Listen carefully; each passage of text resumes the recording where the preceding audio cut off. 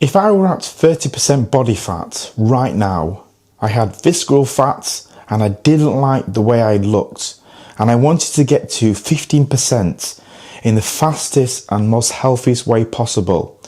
Here's the exact plan that I follow step by step. Given that I've worked with hundreds of busy professionals over the past 12 years and helping them achieve outstanding results. Now, the first step that I'd make would not be to go to the gym and start exercising relentlessly. It would be starting in my kitchen. I would follow a low carb approach.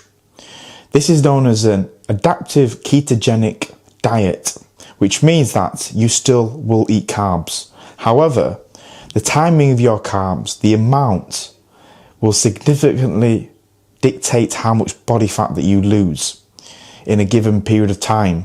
Therefore, it's important that this approach, you grab a pen and paper and write everything down that I'm saying, as it can get somewhat confusing, contradictory, and it can somewhat be difficult to follow. However, if you start off with the basics of this method and work it into your lifestyle, I can assure you, you will see significant results to your belly fat and overall body fat level percentage as you turn your body into a fat burning machine, as so the hundreds of people that I mentioned that I've helped over the years.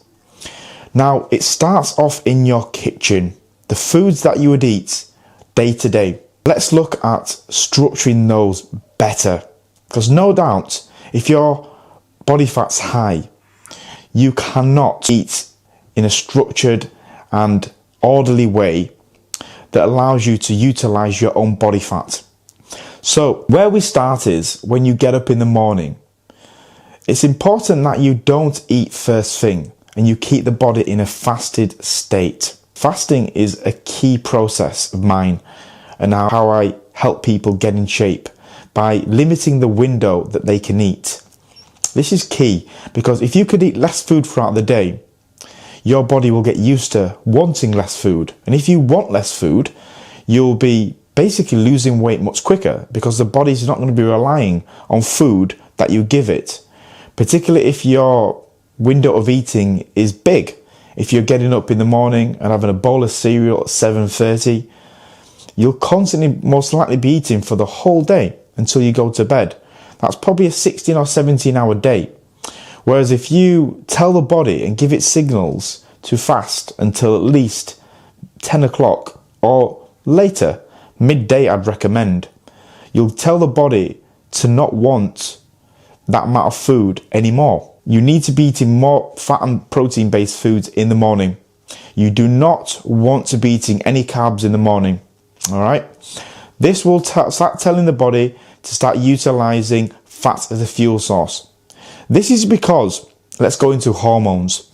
Your primary hormone, insulin, is a transporter hormone.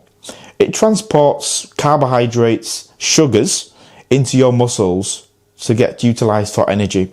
So what happens is when you eat carbs, your blood sugar level rises, insulin increases. But if you're not, let's say, if you're not controlling your sensitivity, which you're probably not, like I mentioned, you're probably going to that those carbs directly into fat as a storage. Therefore, that increases your overall body fat percentage. So you got to look at it this way. You're most likely what's called insulin resistant. So all you're doing is storing fat over fat. You're just getting fatter basically because your body cannot utilize the carbs you're eating, even though you're constantly eating them. Now, here's the thing. Carbs aren't easy to cut out because they're everywhere. And let's be honest, they're easy to cook, they're easy to prepare. For example, a sandwich. 2 slices of bread with some ham in it. It's easy, right? So it's convenience that that's driving you forwards every day. Because again, like I said, you're probably a busy professional. You probably don't have much time. So food prep is somewhat not really your thing or in your repertoire. And I totally get that, having worked with many busy professionals. And if this content is resonated with you, by the way, hit the subscribe button because I want to grow my channel to reach as many people as I can and help them lose belly fat. So that's the breakfast lunch structured.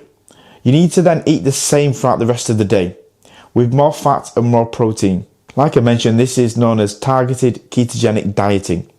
Cutting out your carbs, having only small amounts of carbs, more protein and more fat. The second thing that I'd do, I'd start tracking my calories. Because if I don't know how many calories that I'm consuming throughout the day, then I'm just basically pissing up the wall. I'm just guessing. And to lose fat, you have to be in what's called a calorie deficit. You may know this already. But that calorie deficit has to be measured and managed. And what you can measure, you can manage. So you need to measure your carbs every day. You need to measure your calories and the rest of your macros. And you can manage them. You can put yourself in a calorie deficit and you can track your calories. This is a must. And this is what I would do. I would track my calories diligently. I wouldn't loosely guess. I wouldn't guesstimate. Eyeball food. You may have done that before. I would strongly go straight into tracking my calories and my macros.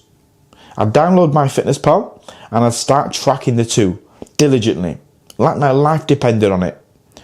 I wouldn't guess. I wouldn't eyeball. It doesn't work. I would track like a demon. So that's where I'd start. In the kitchen with my food, no processed food, low carbs, high fat, high protein, and tracking. That's where we start. We do not start in the gym. And you can see here, I've not physically done any exercise yet. I've not done anything because that's irrelevant. If my nutrition, the food that I eat, is not structured appropriately, what I'm telling you now, it's not low carbs. You can go to the gym. You can train frequently. It's not going to work. So the next step would be to manage my training. Now, you don't need to train like an absolute beast. I would train, honestly, I would train 2 to 3 times a week of a moderate strength training and balanced cardiovascular plan. But I would be doing plenty of steps. I would wear my Fitbit and I'd be tracking my steps to at least 10,000 a day. That's what I'd be doing. Because that's something you can control without too much effort. You get up in the morning, you put your Fitbit on, and you start moving around. Let's be honest. You can do that from the minute you get up. I get up at 6 a.m, 6:30, and I'm already moving around. I'm clocking up my steps. My Fitbit's on, and I'm doing my steps. Without me doing that, measuring my steps, how can I manage it? Without me wearing a Fitbit, how can I manage my steps? I can't. So I have to measure my steps and I have to manage my steps. Every 4 to 5 hours, I see how many steps I've done, and if it's not enough, I push myself. I go for a walk, I move, I walk up and down my stairs, whatever needs to be done to get your steps in. That's what I do. Now, another thing that I would do is I would tell my friends and family that I'm doing a journey that is about discovery and losing weight. Because if my friends and family know what I'm doing, number one, they can support me. And number two, I can be more disciplined. Because if I'm going to go for food or out with friends, family, I need to be more disciplined around that, particularly on the weekends. So people around me need to know that I'm on a journey and they can support me. Because without me doing that and telling them on weekends, I may get basic peer pressure. Friends may say, let's go for a drink, because they don't know I'm on a journey. So I'll be very crystal clear that I'm on a journey. So that is the plan. Very simple but structured in a way that will give you some insights into who I help and why I help them. And if you are overweight, you don't like the way you look, put this plan into fruition right now. Don't wait, start now. Go in your kitchen, start throwing out those carbs and start buying more fat and protein based foods. And I guarantee if you start now, in 6 months time, you'll be at 15% body fat. All right. Hope you found this one helpful. Stay tuned for my next one and have a great day.